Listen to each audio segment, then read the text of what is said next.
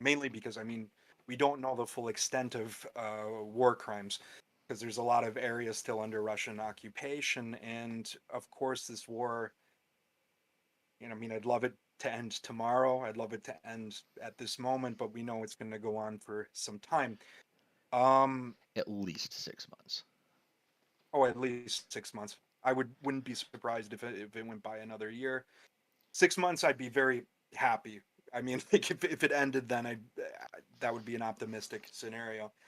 Um, should I go into, because we're gonna cover later, I mean, specific crimes like Bucha. Probably I can mention some of the crimes that occurred in northern Chernihiv region. Some of the ones in Liman, for example.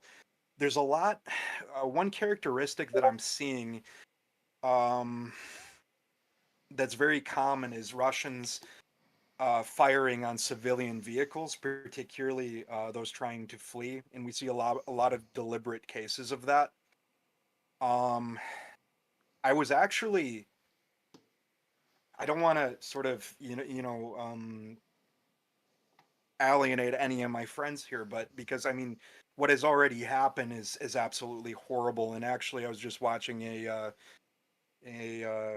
talk by Timothy Snyder, a pretty convincing talk, arguing uh, on genocide, that genocide has occurred in Ukraine, um, at least some facets of it, of the 1948 convention. I would But broadly agree. yeah, but the one thing that I can say is I'm actually quite surprised that the scale and scope of it is not wider in the areas that were formerly occupied. So, like Chernihiv region, for example, was not larger than what it could have been. So I'm Well, not saying, that in any case that it's, this is a good thing, but if you compare it to, for example, with the first and second Chechen wars, especially the second one, you don't see the same, at least from what we see now. So I can't, as I mentioned before, yeah. there's a lot we don't see, but at least from what we see now, I can tell you that there were more numerous cases of killing civilians.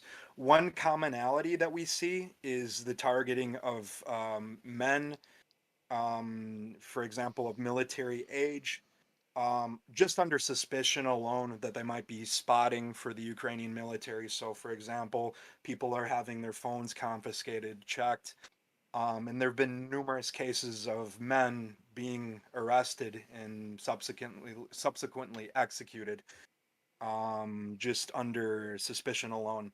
This is actually very, very similar behavior to what we see with Axis occupational forces in Ukraine in 1941 to 43 in the area that I study. There was even a suggestion by a Hungarian rear area general that in his sector, his area, that they should shoot all men from 16 to 55. So You're you see, talking Second World War, right? Second World War, yeah. So Yes. you Okay. see Just parallels here. You clarifying. see like parallels here with the Nazi regime on the part of the Russian military. Um, I am unaware of any place where they shot all of the males that were of potential military age. What worries me is as this drags on, that we could see something similar to what we saw in Bosnia during the early to mid '90s, with just many cases of men being targeted and executed. Rape has been a prominent feature of this invasion of Ukraine. I haven't read a lot of studies that have come out recently on it.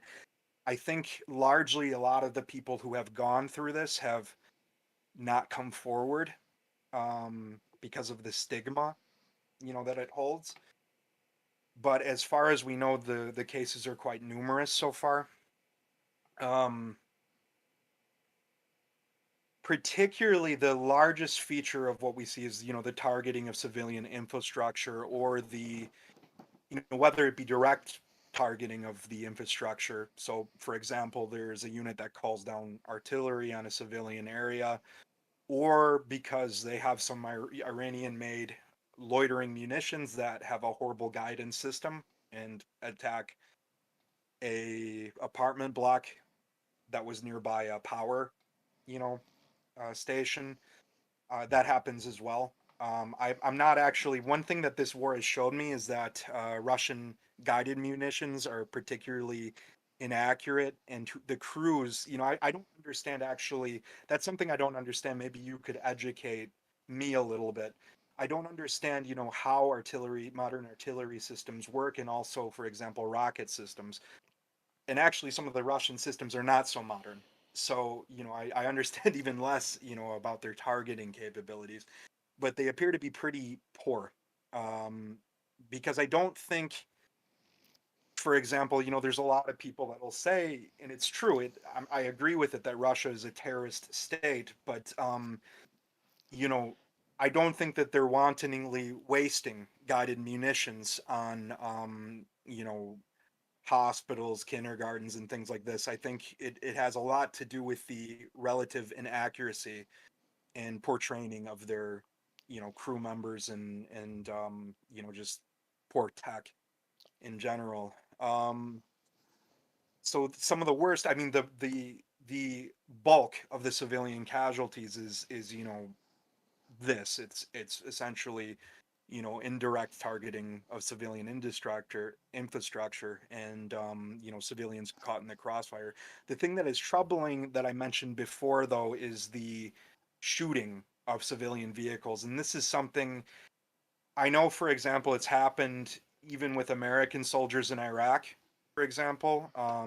It's happened with Israeli soldiers in 1982 in Lebanon. Uh, there's a pretty interesting documentary film. It's actually a graphic novel about the director's experience in Lebanon during that war. And he recalls an incident where a civilian car, not one, that had a bomb or anything in it, was coming too close to Israeli soldiers and he witnessed them open fire on it and they killed a family of three. And so, this happens in war, but it seems to be quite deliberate on the case of the Russians. And were many cases I know for a fact that was related to my friends who were caught in some of these occupied villages in Chernihiv Oblast during the siege. It seems that some of these targetings were deliberate and sort of deliberately made to keep people in place. Some of that might have a military connotation because, of course, civilians are helping, spot for the Ukrainian military, with Viber and all the different, electronic media. It's really easy to get in communication. That's one reason why they confiscate cell phones. Um, but there seems to be sort of a deliberate pattern in certain areas, at least at the beginning of this conflict, of not letting people out of their occupied zone. So a deliberate, you know, campaign of shooting at civilian vehicles.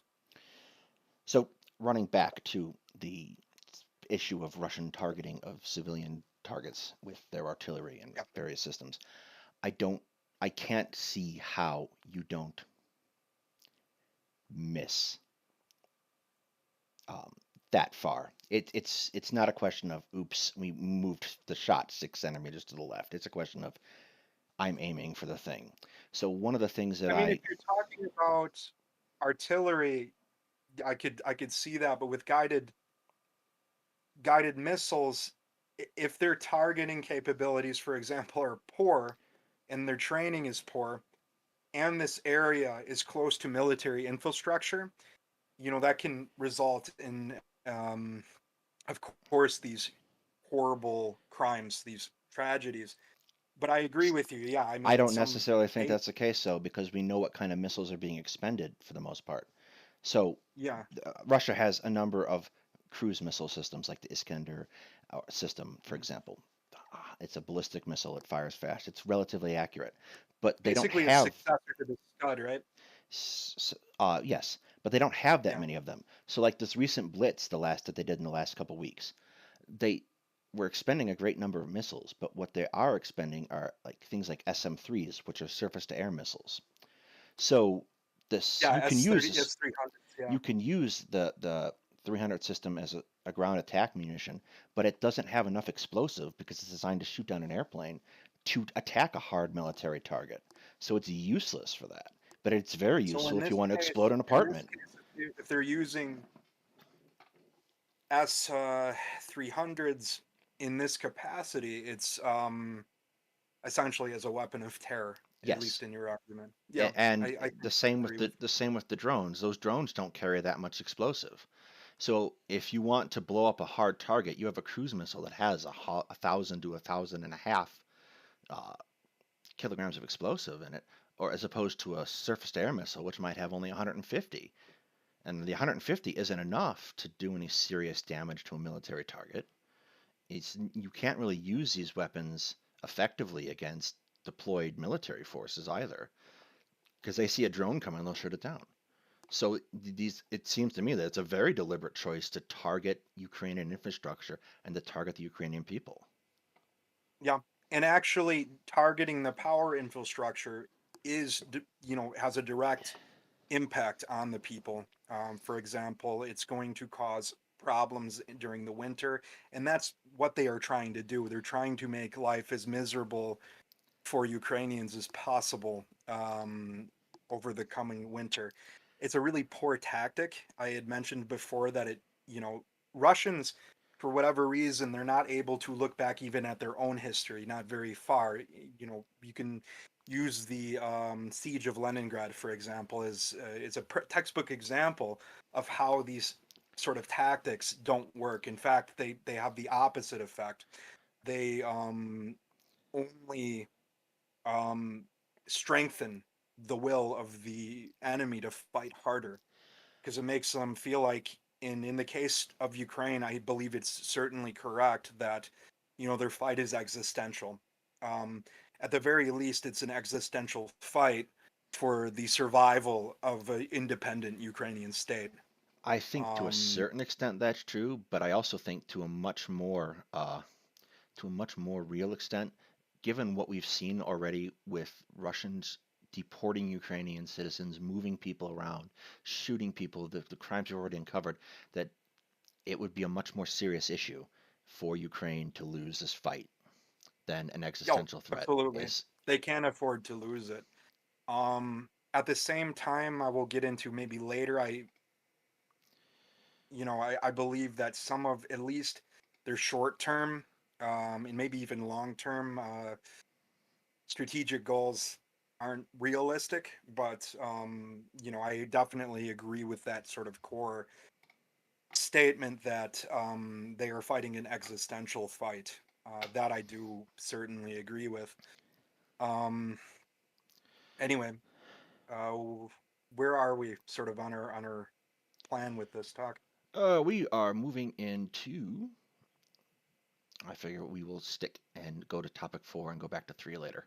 So we will Yeah, start talking about the pre-war situation. yeah, Because you and I talked about this extensively back in February when we you were did. still in We did. Ukraine. Yeah, So and it was. Oh, go ahead. Do you want to I, go with perceptions first, and then I can tell you what I was hearing on the ground, what I was thinking, and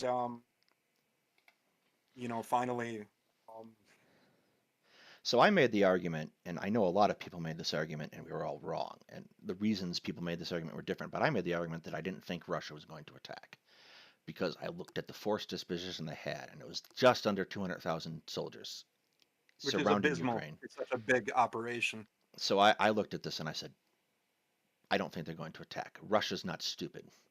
They know they can't take a country the size of Ukraine with a force that small on such a wide set of fronts. And we talked about that pretty extensively. And at the same point, I pointed out that at the same time, I think they could theoretically, if they concentrated on it, take the Donbass area with that size of a force. Yeah, and I agreed with that, and I agree with it even now. Had that been their primary objective, they probably could have done it. Only though if they played to their strengths. and they did not play to their strengths. You can get more into that when we talk about the actual operations in the start. But as we know, they did not play to their strengths at all. In fact, Yeah, the like exact opposite. contextualizing it because it's difficult to explain for some people. Contextualizing the size of Ukraine is not too far off from like Texas. Texas is a similar, yeah, very similar size.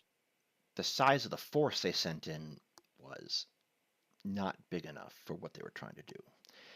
It's not dissimilar from the size of the force that the United States invaded Iraq in 2003, but at that time we were focusing on a very focused objective of taking Baghdad, and Ukraine was not Iraq, and Russia focused on. They tried to take Kiev, they tried to take the Donbass, they tried to form the land bridge for the Crimea, from the Crimea to Russia, and they tried to do all these things at once. And for like when like the war kicked off that day, and you and I was sat there watching it, and I got a lot of questions too about things like this, and it looked like they were making a lot of ground very quickly, and then everything just stopped. Uh, and they did not have enough strength in any one area to do anything. This is getting a little bit ahead, but I can tell you, I just was watching recently a documentary on the defense of Chernihiv. Is in Ukrainian, of course, and the one thing that the Ukrainian forces did was they actually pulled back farther and fought the battles, at times that were convenient for them to fight. The one thing that really surprised me though is in a lot of at least from what I could gather from what I was hearing, um, a lot of the ways the Russians would, for example, advance down a road or through a field, get hit, and then stop, and then try again incrementally, and then get hit. Um, and the Ukrainians sometimes, their coordination at the beginning of this was not extremely well thought out. They definitely played to their strengths, but it wasn't like this at a genius level in terms of military science at all. Well, I'm not entirely certain that's fair. Ukraine did a very good No, job in the opening phase of the war doing the things they had to do. And like you said, that they don't necessarily fight. Like there's this conception that people get, and it's caused a lot, I think, by how we portray war in media. Is that a fight starts at the border and then it just keeps running one direction or the other. And like the conception is like Ukraine did a good job oh, the of picking strategic spots. retreat, of course. Yeah, Yeah, they pick a good spot. Like this is a bad spot to have a fight. Don't have the fight. Have it, wherever the good spot is. And they did a very good job of that. So they a lot of the initial Russian gains to me felt like Ukraine carefully picking battles. yeah. Eh, Ukraine strategically withdrawing and actually picking their battles. In the Like South, a lot of that had to do. There's a different dimension to that. A lot of that had to do with the fact that at least in the Kherson region, there was defection of the head of the SBU and some, high level agents and people who were, collaborators at the very beginning that sort of gave it up pretty quickly. that would be the Um, Ukrainian Central Intelligence Directorate, correct? yeah, SBU. So that's Yes, the, yeah, as I mhm, understand it, there was a plot to avoid the blowing of the bridges in Kherson region. yeah. Hmm. The other thing I think so, and that the attack out of Belarus towards Kiev and the attack out of the Crimea towards, on one hand, Kherson and on the other hand, Mariupol, those are kind of two separate entirely situations because of the weather. The weather was another big factor at the time. Like, don't Yeah. have a land war in Asia applies to Ukraine as well, especially because The weather was the, still, yeah, the famous mud was that still stopped the snow. Wehrmacht was in Ukraine, and it Yeah, it was was. there by Kiev where the Russian troops got stuck in the mud. Um, so in the Chernihiv offensive, the one thing that also struck me is that kind of the absence of elite Russian units. And this actually, I think, sort of to me, I think thank God that they weren't there because it actually heightened the success rate of the Ukrainian forces in that particular area. I've heard reports of soldiers who were on the Belarusian border who they didn't even know they were in Ukraine until they were being shot at. So, um, it's not that Russia didn't use elite troops. It's that they don't have a lot. No, The two big would ones, like the initial attack, they had Spetsnaz infiltrators in Kiev itself, and those were contained and destroyed because they were apparently trying to chop off the head of the government. And the second big thing, and this this is I think the highlight of the first set of Russian failures, is they deployed their paratroopers, the VDV, to take the airport in Hostomel. yeah, So when you invade a country, you assume that you're going to have to contest their air force, and you can assume that you're going to have to contest their air defense network. So, if the United States was invading a country, we would take steps to suppress the air defense network and to destroy the air force if it came up to fight us. Russia did not seem capable of doing this. They tried to land troops at this airport without suppressing defenses on the ground and without controlling the skies. And the Ukrainians absolutely butchered them the first time they tried it. They tried it again. They took the airport, but then the Ukrainians pushed them back. So what they wanted to do is they wanted to take this airport and they wanted to start flying in heavy equipment right on Ukraine's doorstep.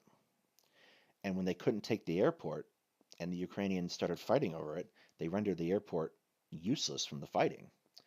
So all of a sudden, that's when you got that situation where you had the 40-mile long convoy sitting out there without fuel because they couldn't get anywhere. And then the Russians got held up at Irpin at that bridgehead that they couldn't get across. So the failure, even to this day, like 6 months down the line, the failure to win air superiority is costing the Russians immensely. of And course. the And thing, that's something that surprised. I mean, it probably surprised you. I know it surprised a lot of the analysts that I follow. You know, some of the people I trust the most, like Michael Kaufman, Rob Lee. They were very shocked, actually, that Russia was unable to destroy the Ukrainian Air Force. And actually, the one thing that they didn't do that I know that we did do in Iraq was targeting key infrastructure, for example, at the very beginning. Um, as far as I know, their plan was essentially just to do a thunder run straight towards Kiev, surround it, and decapitate the government. And of course, this we saw how well this went for them. But they used the tactic. Can you explain the tactic of the thunder run? Because this is something that they used extensively in this at the beginning of the war, and it was a tactic that failed time and time again. so my understanding of the genesis of the term Thunder Run, um, is it's a focused straight shot attack from one point into another. And the genesis that I first time I ever heard this used was talking about the American invasion of Iraq in 2003. Yeah, in Baghdad. Yeah, And the assault on Baghdad is these swift moving attacks that target key sections and just decapitate key command and control centers. The the idea is not new. It's not a 2003 new idea. It's not even it's a very old concept. It's basically trying to break behind enemy lines and disrupt their ability to control their forces. Um, in 1940, we called it Blitzkrieg. yeah, That itself was just a popular term at the time, an evolution of a cavalry tactic. The Germans just adapted a cavalry tactic to their modern situation. It's a very old skill. It's not necessarily, um, yeah. It wasn't the Thunder Run in Baghdad in 2003 wasn't anything innovative. yes, Um, and it wasn't something that was done new and fresh. So it also wasn't done correctly here, Mhm. obviously, with the fact that it failed. And that, Logistics are a major part of that too. The dismal, well, um, would you call it an ability or this or like a state of Russian logistics? it is I don't know. kind of age-old story for Russian military history that they're Yeah, bad at logistics. They World War One, for example, they have situations where uh, they didn't have shells for artillery or didn't have rounds for weapons because uh, the commanders who were holding on to the shells wouldn't release them for the front. And the problem, the nature of the problem seems to change, but the problem is ever persistent in Russia. The first problem is they don't have enough of their military force dedicated to logistics. Like in the United States, it's something like 90% of the United States military is built around logistics. And which that's, makes sense. It explains a lot of the successes uh, of the United States military when initially uh, in conducting invasions and conducting so the attacks. Russians don't have this logistical expertise. They don't have enough people doing logistics. Uh, and then the second thing is they're hampered by their inability to manufacture effective equipment because all the stuff they're taking into Ukraine is ancient in military technology terms, and all the stuff that you would expect them to have, like they throw out the T-14 tanks on parades and the BMP Terminators and the new BTR Yeah, replacement that's name escapes me at the moment, and there you don't see them in Ukraine. I think the Terminators no, were you there for don't. a while and then they got You don't withdrawn. even see too many of the T90M variant, for example. Yes, and the other thing Um, is like I again in looking up and following things and doing research, like Russia claimed that one of their Su-57 felons was deployed recently and took out a Ukrainian aircraft. I can't verify it because, there's no evidence of it. a successful felon would leave the same trace as no felon, but um, it's they don't have the money to put their apparently best equipment forward.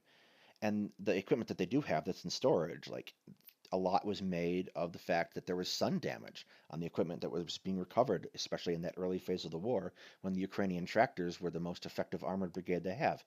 Um, a lot of it was being made of the tires not working when they were getting stuck in the mud because they hadn't been moved or rotated properly.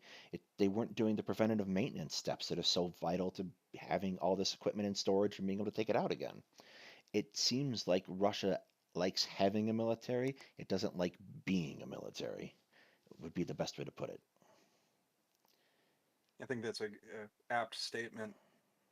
Should I mention a little bit about the beginning of this? I mean, we're a little bit ahead, but while I was there, I just want to state that I was living in Chernihiv, as I mentioned before, from about September of 2021 to late January, almost the end of January.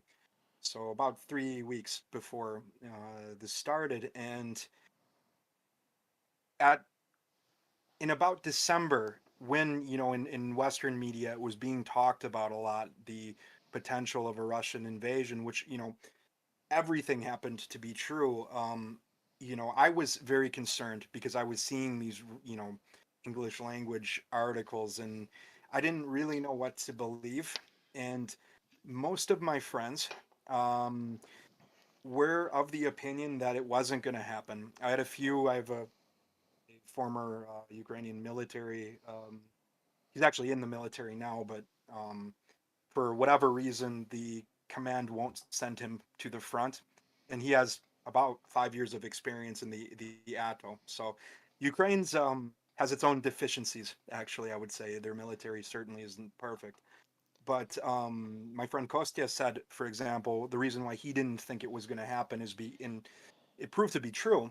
Um, Fortunately for Ukraine, is that our military is a lot stronger now and more capable now than it was back then. So the Russians will not try to invade us. And then other friends told me sort of the age old, especially in the region of Chernihiv Oblast.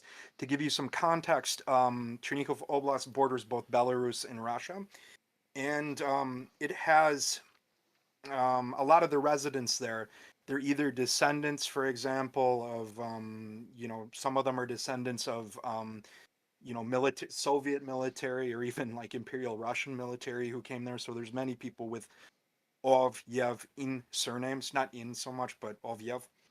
And at least almost everybody I know, I wouldn't say everybody, but almost everybody I know has at least one relative in Russia. So they had sort of this thought, even though, history shows differently, especially with recent history, with the seizure of Crimea and annexation of parts of Donetsk and Luhansk Oblast. Um, they didn't actually think that they would go this far.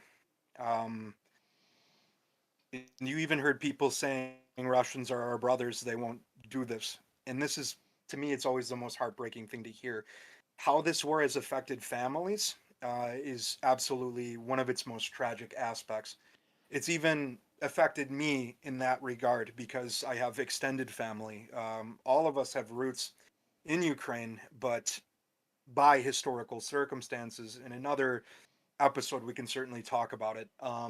By historical circumstances, the vast majority of my family wound up extended family wound up in Russia, in the Russian SSSR or the current Russian Federation. So, I mean, there's division with me and them, for example, over that. But also, some of them, have come out to support Ukraine. One of my cousin, for example, his wife is from Ukraine, from Melitopol, which is currently under Russian occupation, and she is very much pro-Ukrainian. And her mother's still living in Melitopol, so it has created these divisions, and unfortunately Russian propaganda, and actually I wouldn't even call it their propaganda, being that Ukraine um, isn't a separate country, it's not a separate culture, they're all one people. And you can definitely say, I will tell you as someone who has researched the region, there's strong commonalities between all Slavic groups, and especially with the three East Slavic groups. I mean, culturally, as far as their mentality, their hospitality, things like this. But they are not 100% the same. They have their own unique histories, and Ukraine has a very unique history. Circumstances made Ukraine diverge, certainly from Moscow. Um, but the one thing I will say is that there's a widespread chauvinistic sort of tendency within the Russian people. So this is why, for example, and this was a real case, a woman in Kharkiv was getting shelled. She was under siege, and she called her mother, who was in Russia, and she said, "They're shooting at us. They're shooting at us." And she's like, "Oh, are the damn Banderites?" So like, this is a. I'm not going to get into the controversy or anything, but this is for those who don't know, Banderites are the group of nationalists that fought in World War II. They have a somewhat checkered and controversial past. That's a whole episode in itself. But she couldn't believe when her daughter told her that she was being shot at by Russian forces, that they were shooting at residential buildings, including flats near her. And Well, a whole article, I think, on The Economist was written. And this isn't just one family. I mean, you have parents like this. My friend Anastasia, who came here with her husband just recently, her father is not only pro-Russian, but he was born there originally, even though he has a Ukrainian surname. There's a lot of that's the one thing I'll touch on that in a bit, on the ambiguity of ethnicity in Ukraine and sort of how it in its modern concept doesn't you know mean a whole lot. At least uh, in the modern context. But her father, for example, was supporting them. Even put a Z on his social media profile. So now she's not talking to her father, and this isn't uncommon. This is quite a few families are going through this. well, it's Even me Also, not myself to a small uncommon in degree. less severe political strife situations. I'm just thinking of how many American families are currently somewhat divided. Uh, why don't we move into a little bit talking about uh, Bucha and Bucha. yeah, Bucha. Yeah. I'm sorry, I'm not going to get the pronunciations perfect. I'm doing my best. Just ask me out, more or less. No. Uh, so that was the first big war crime event that hit Western media, and I can't say that I was terribly shocked because it was the first area that Russia withdrew from after they failed, or rather acknowledged, because they failed well before they acknowledged it, to take Kiev. Um, I can't say I was terribly shocked given what we know of the Russian military's conduct in Given what Syria. we know of their history, my friend Lena, my colleague, who I do a lot of research on, the Nazi occupation with. Um, she just recently wrote, it's published in a German article. She, published a memoir of her month under Russian occupation, and she actually, luckily, didn't witness any killings or like any violence, on her part. She did hear a dog. The Russians shot someone's dog, but the one thing she said is that, she knew, knowing, the historical context of how Russia fights wars, which often, you know, targeting the civilian population is often, and this goes back way, way before Soviet times. I mean, it goes back to the Imperial Russia, to the days of Ivan Grozny, for example, when he was, conquering parts of the Far East and parts of the, actually not the Far East, but Tatar areas. Um, so no, it's not surprising. I was a bit surprised though, because I thought, and I sort of naively thought this, I would say that given, you know, Russia's army mostly, Russia's a multi-ethnic state, but mostly it's made up of Slavic, Russians. And a lot of the people that they would, hurt or, like, could harm look like their mother. They look like their brother.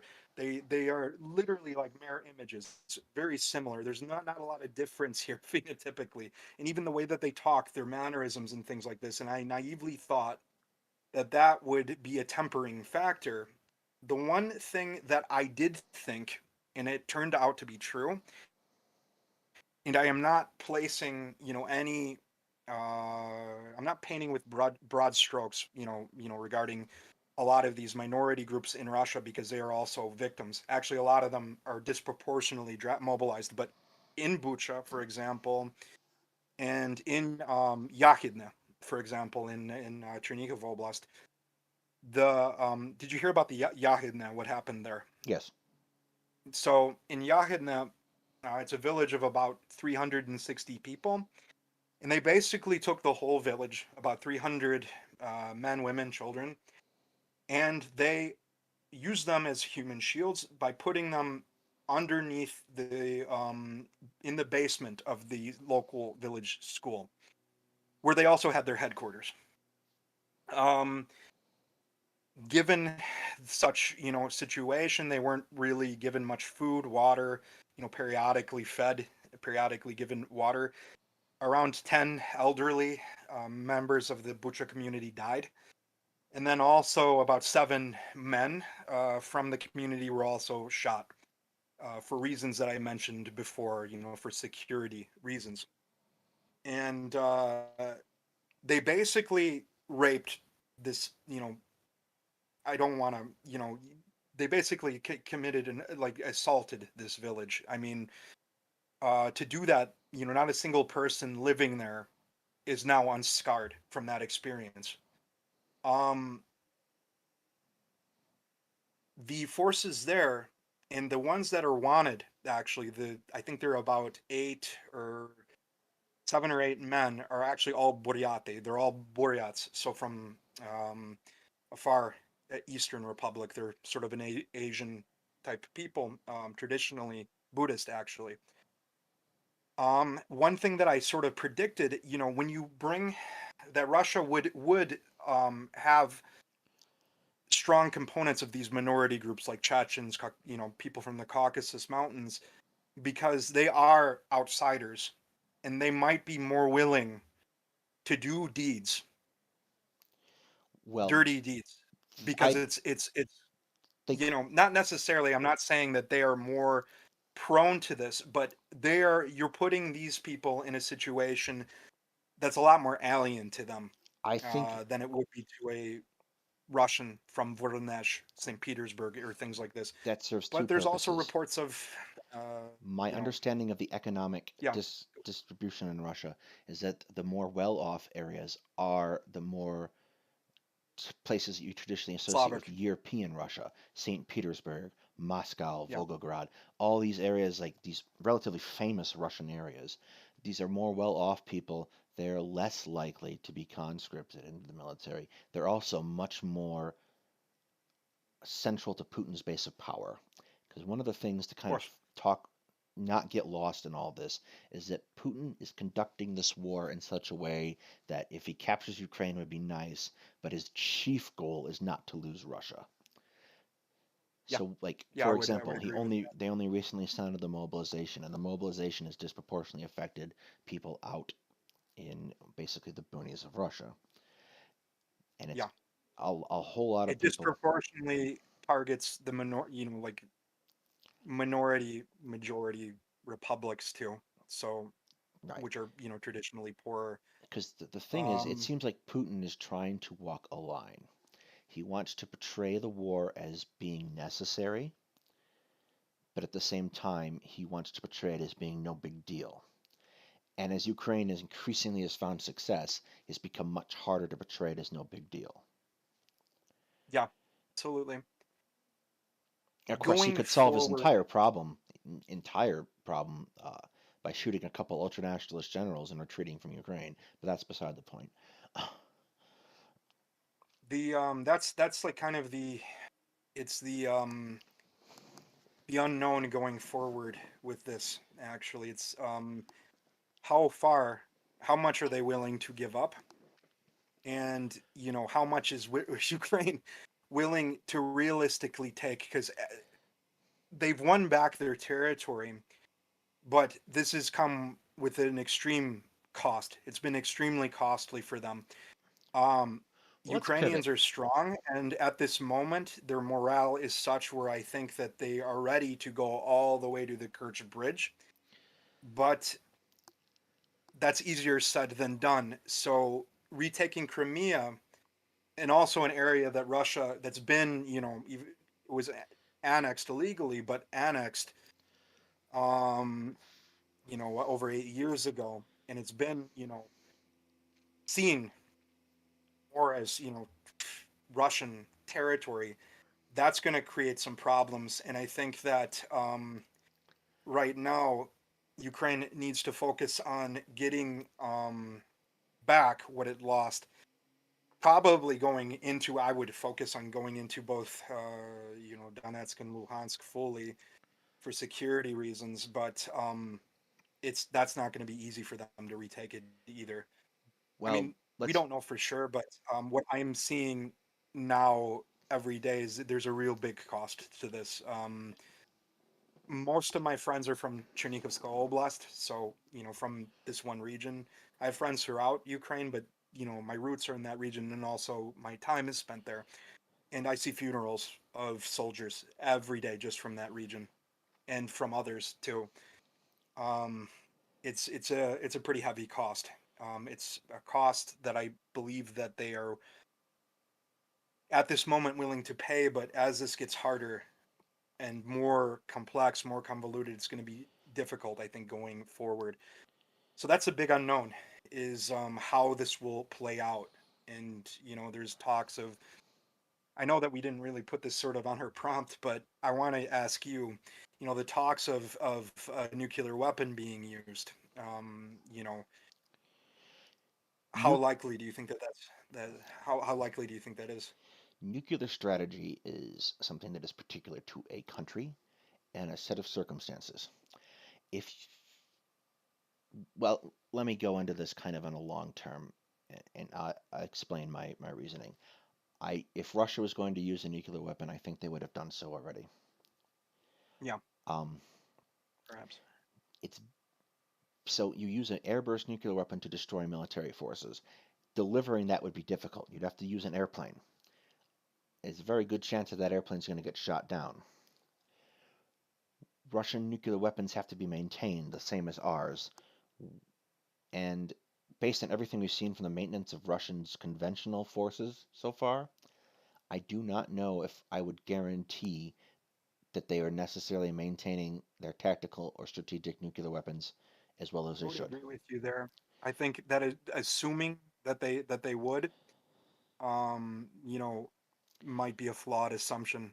Um, And if it because is, we see these problems throughout their military, and a lot of people, there's a lot of theorists that believe that Russia, its trump card, is its nuclear arsenal. well, I think it still is But I its don't trump really see card. a lot of evidence of them. What? I still think it is its trump card. The fact that it exists as a trump card, it doesn't Yeah, necessarily have to be used. Just having it gives them a shield. So even if they are yeah. not doing well conventionally, they still have this shield to fall back on that scares people. Because that's what they want to do, is they want to scare us into not helping Ukraine, for example, by threatening nuclear escalation. However, if they fire a nuke and it doesn't work, or it's less effective than it Or it gets intercepted, for or it gets example. intercepted, or anything goes wrong with that play, and there's a good chance something can go wrong with that play, their trump card is gone. Russia's done. As a Yeah. country, no one is going to say no one's going to go, oh well, you failed. If they do that and fail, there's no reason not to attack for anyone because they can win now. I mean, That's the calculation that's got to be going through one Putin's or head. two weapons failing, eventually there's going to be some that work. So Maybe, I don't support the whole but idea of, the half life of the materials used in a nuclear weapon means that you have to replace that stuff all the time, and it's expensive. So, yeah. But how are we going to know unless they well, we try don't and use? know But either that our yeah, nuclear weapons, like America, I I, think, does a system where we test individual components because we don't do nuclear tests anymore. And as long as all the yeah. components work, we assume the weapon's going to work, which means that technically, I've heard that the state of especially our missile systems isn't too great, especially the land-based ones. it's absolutely not going to be hacked on giant floppy disks, that's for sure. Um, That is true. Yeah. Yeah. I would imagine nuclear weapons are more effective as a hedge against being invaded. I think that's kind of Yeah. like you and I had this discussion about Ukraine. Um, you were Yeah. talking about people thinking that it was stupid for Ukraine to give up their nuclear weapons back to Russia when the Soviet Union fell, and we both brought up the fact that you would had to have reverse engineered all the safeties and systems, and it would be The expensive and launch whatnot. codes are in Moscow. Right, the launch codes are in Moscow, so they can't use the nukes that they were sitting in Ukraine Yeah. anyway. So nuclear weapons are really good as a hedge against invasion. They're not necessarily great if you want to invade a country because after you've nuked I it, can you have tell to you take it. that I can tell you that in the 90s, knowing how Ukraine was, the level of corruption there was on par, if not worse, than Russia. It was actually poorer than the Russian Federation in a lot of aspects. So in the 90s, I wouldn't have wanted Ukraine to hold on to those. It's very possible some material might have ended up in some unsavory hands.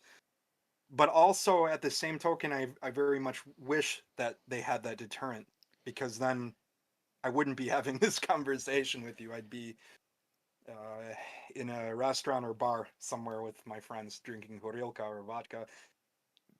Well, Ukrainian word for vodka is horilka. But yeah, so I mean, like, so but uh, I want to I pivot mean, again armed because conflict does happen between two nuclear states. What'd you say? I kind of want to pivot again, and we wanted to bring up the Moskva. Um, the Moskva. And Let's because yeah, I let's think go this through is that. illustrative of my point. So the Moskva was sunk. This is a Slava class guided missile cruiser. It's 12,000 tons of cruiser. It would have been one of the largest war. Mhm. Hang on. There we go. Am I still there? Yeah, you're still here. We had a stream You were interruption. cutting out Okay, a we're little good. bit. An anti-ship missile is rated to target usually something around 5,000 tons. So if you add up two 5,000 ton missiles against a 12,000 ton target, it shouldn't have sunk it. A report was unearthed about the state of the Moskva prior to the invasion. A report was unearthed at its readiness in early February. I'm just going to go through the highlights for you. The ship's I'm looking engines were forward to this. 10,000 hours past when they required replacement. The ship was limited Oh to wow. half speed for limited periods at the express permission of the commanding admiral. The Moskva was a flagship. It was the flagship of the Black Sea Fleet. It had the commanding admiral of the Black Sea Fleet on it. He could only go the half speed in emergencies and only for a limited period of time. The ship had three tiered systems of air defenses. None of these were working with the exception of one of their close-in weapon systems, which is a phalanx designed to shoot down a missile when all else has failed. The air defense radar was turned off because it interfered with the operations of the shipboard communication systems, and when it was in operation, it still couldn't track and acquire targets. The forward cannon of on the ship could be used supplementally to the close-in weapon system. It was not operational. Watertight doors were wedged open or leaking. The ship was designed to have 500 fire extinguishers. It had on a complement of somewhere close to 50. The damage control equipment was constantly being stolen. In order to combat this theft, it was being kept under lock and key. The only key was in the possession of the admiral. One man on the ship had access to the uh, damage control Oh, equipment. A myriad number of indicator lights for ship functions were inoperable, so if there was a problem with them, they wouldn't know it anyway. And the ship's generators for power were at max service life and worked on maybe whenever they were wanted to. The heating and cooling systems were barely operational, and the ship's rudder could only put it into 20-degree turns. wow. If it was I on mean that's land, it beyond wouldn't even be a good paperweight. yeah, that's beyond dismal. It doesn't surprise me, but it's still really shocking, you know. And it's not like they can transit another capital ship into the Black Sea because Turkey controls the Bosphorus Strait. If they do that, it'll be like another sort of Tsushima situation, I think, right? Where Well, they the general I mean state that's of what I would hope for, but I think that they the one thing about the Russian military is when I think that they've every time I think okay, they can't possibly get any worse, and they prove me wrong. It goes for everything. I think like a golden rule, whether it goes in talking about atrocities, civilian atrocities. I'm thinking they can't go this low, and then they do. Same thing for military blunders. They consistently surprise me each time. By going by failing worse each time. fail I'm upwards, always surprised. that's the rule. So on the one hand, and I'll kind of, I guess we'll jump into a couple thoughts here about what's coming. Because the state of the war is about to change again because winter is coming again.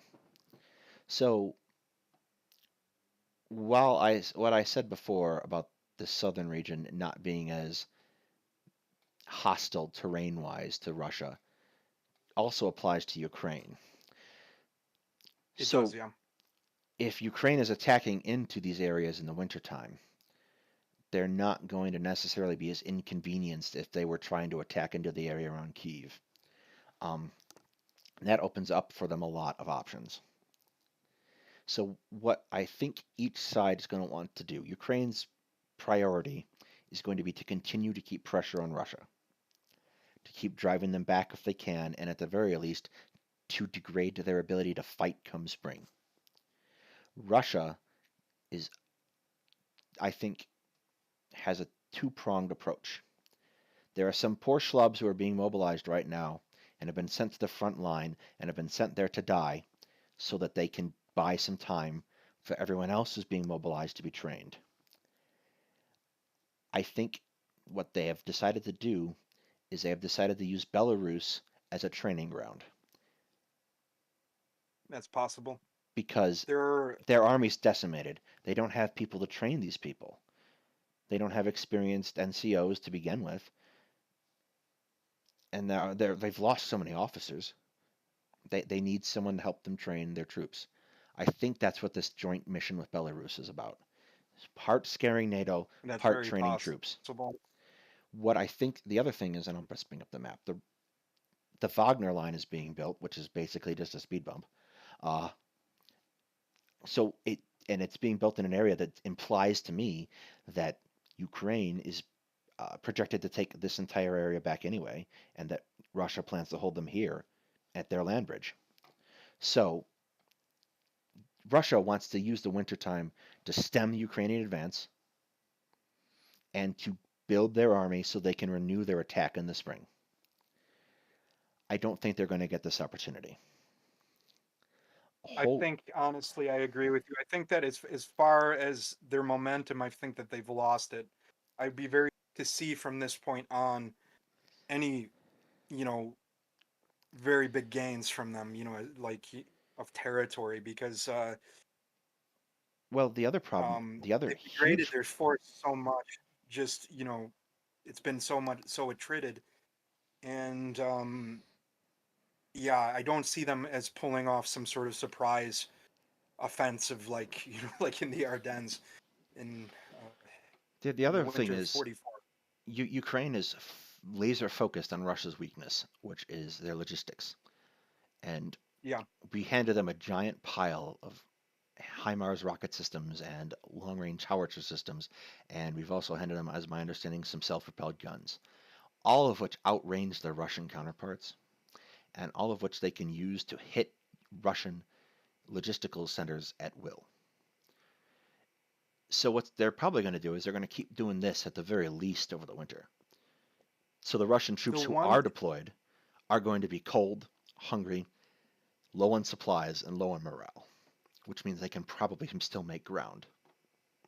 in the Kharkiv offensive, the Ukrainians. Well, one thing I will say too is that they have planned their battles very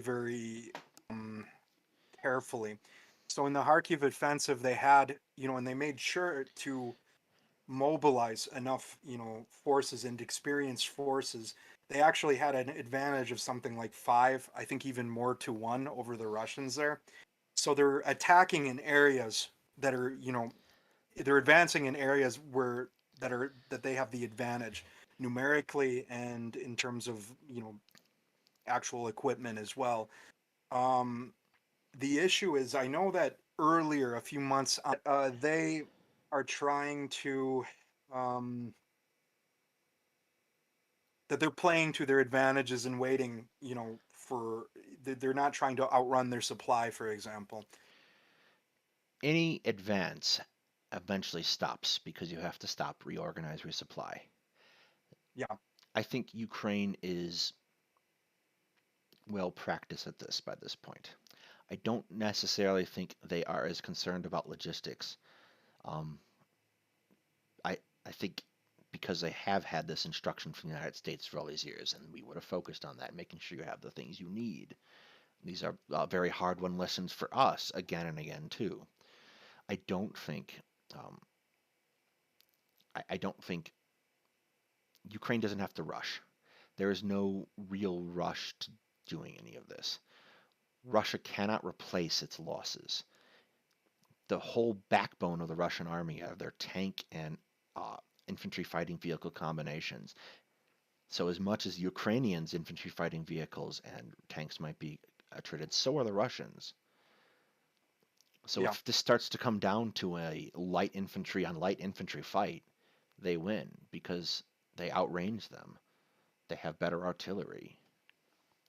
yeah, Russia's throwing a lot of shells at targets every day, but they're not gaining ground. Like every day you go and you check the news from on I check the news on the interactive map several times a day, and every day you see Russian attack repelled, Russian attack repelled. yeah, They don't have to rush. They can do things slowly and methodically because Russia has a lot of troops they can bring into a situation potentially because they can mobilize a bigger population. Ukraine is all in at this point. Ukraine can't rush because if they lose big, they've done. But yeah, Russia can lose for a while, and that's their big problem right now is they've lost a lot. But they can lose a lot. You see what I'm saying? Ukraine just has to be slow yeah, and careful. And if they have yeah, to fall back from places they gained to get a temporary advantage, I think they will. yeah, It's um because right now their chief objective really needs to be killing Russians, and they've said like that's what they set up in Kherson. They didn't drive through Kherson hard. They just like yeah. we're It gonna needs to attack be Kherson and like treating. yeah, that we're gonna attack Kherson, and then just started knocking out supply lines, and they started slowly squeezing it shut. And like and that was after that first initial Kharkiv offensive, and we're all looking at the map. I'm like, Kherson's next, and then they did the Kherson thing, and then they turned around and Your song, smacked by the way, your song. Kherson. They smacked Kharkiv again really hard and drove the First Guards tank army to ruin.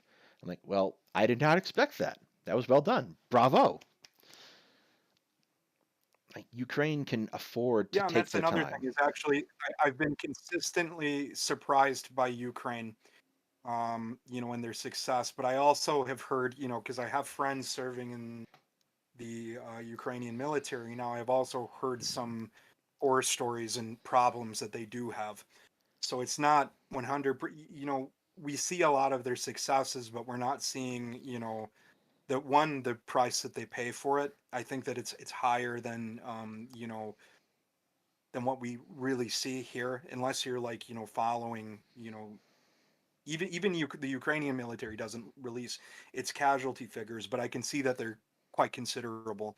Um, it's expected in a war such as this one, especially where there's no overwhelming superiority, in terms of like air superiority or like on either side. So of course they're going to take a lot of casualties in order to make gains. But I think that so far they, like you said, they haven't suffered enough to where it's a problem of casualties. At least that's what I see. I'm not I'm not seeing everything on the ground at all, but I think that Ukraine still has a lot of fight left. I I don't think would that they have. I would hesitate to make any definitive statements about casualties or anything now. Yeah, And this is just a general rule of thumb with bad things happening in history. The cost is always a lot more than everyone initially assumes. But at the same time, you're not going to know the answer to that question. 30, 40, 50 years down the line, you're still not going to have a definitive answer. yeah. The It's the casualties are same thing, honestly. With yeah, the it's the casualties are same thing with obviously extreme, yeah, but military science has been around for about 200 years, and we have a pretty good idea what the given set of casualty figures are going to be for a given period of time. And like for that period of time when it seemed like it was a stalemate back in the middle of the war, and neither side, hi Avery, and neither side was really getting anything done. We're gonna have to wrap this up soon. He's gonna have to go. Uh, okay, Either side was getting anything done. Um, Ukraine was reporting like we're losing 100 people a day. Well, if Ukraine is losing 100 people a day, we can reasonably assume that Russia's losing a whole battalion tactical group a day. So have you ever seen the Ukraine releases casualty figures of like the Russian occupants each? They have like a whole list, and it's, I mean, it's really, really absolutely unrealistic.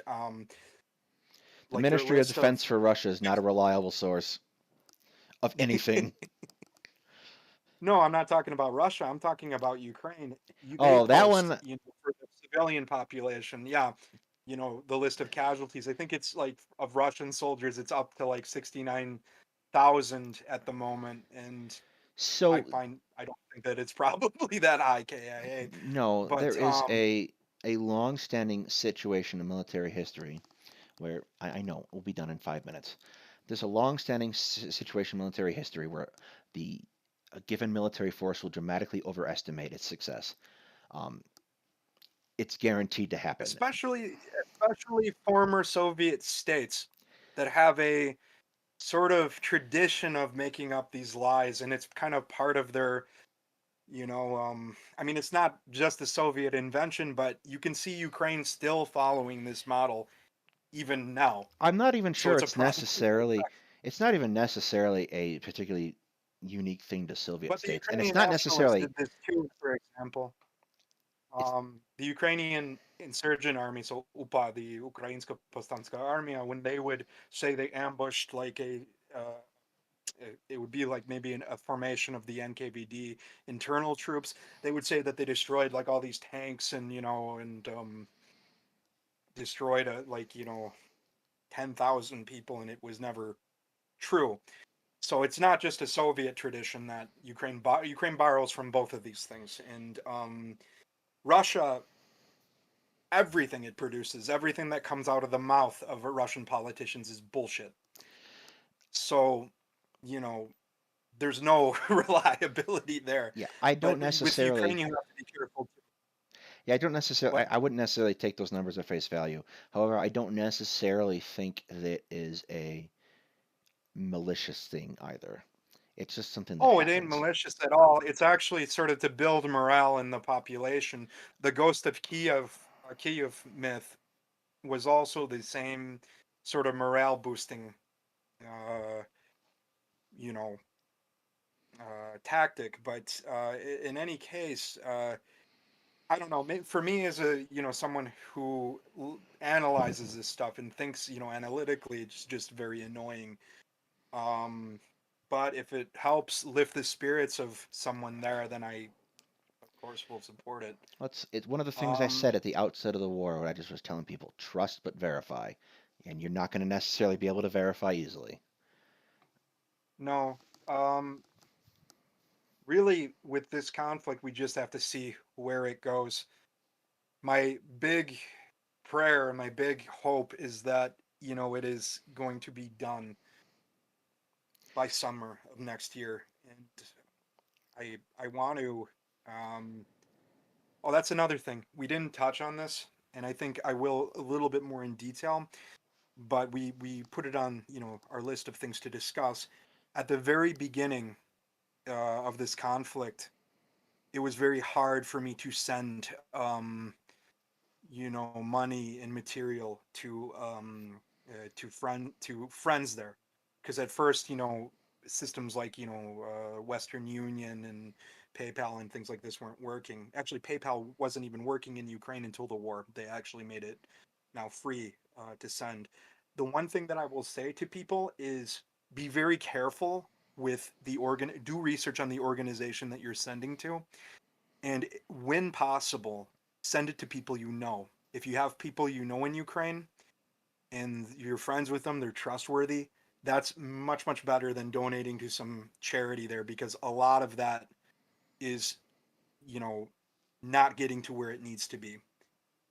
There's a lot of corruption even now in Ukraine. So be very, very careful with, who you donate to. And if you have a means of doing it directly, that is the always the best means. So there's people, for example, who I know who have been raising funds and have been using these funds to buy, like night vision scopes and things like this, needed materials for soldiers from day one, and also for civilian refugees. So just do your research. That's the one thing that I would say is be very careful with who you send it to. Can I bring up one story before we leave? just to give you an example of this. And I have to be very careful. I'm not going to actually use the locality's name because it happens to be a locality that I frequent. Well, in one major uh, town in Ukraine, uh, some people that I know were delivering, for example, like military jackets, winter gear, and this was at the very beginning of the war, things that were needed, gloves, things like this, to this specific locality. And when they dropped it off at the Miskarada. So this is like the city council. And some politicians there put that in storage. My friend went back there and freaking ripped them a new asshole. I mean, really yelled at them. And then he was able to get it himself to the Terrorbarona, the civil Territorial defense, the defense. like militia, territorial defense. Yeah, he was able to get that to them directly. I have a friend who was on the Tierra Barona who I just, I bought him some. He asked me, like, he found the things that he needed on Amazon, and I got that for him. This Yeah. was at the beginning and sent it, to him directly via a friend who was traveling there. All So right. things like that make a big difference, but be very careful. All right. With that, I'm going to have to wrap this Yep. up because obviously we've reached Avery's limit of endurance for the evening. I want to thank everyone who is currently watching, and I will Yeah. have Thank you. more information next time for when we come back. Thank you and have a good night. Slava Ukraini.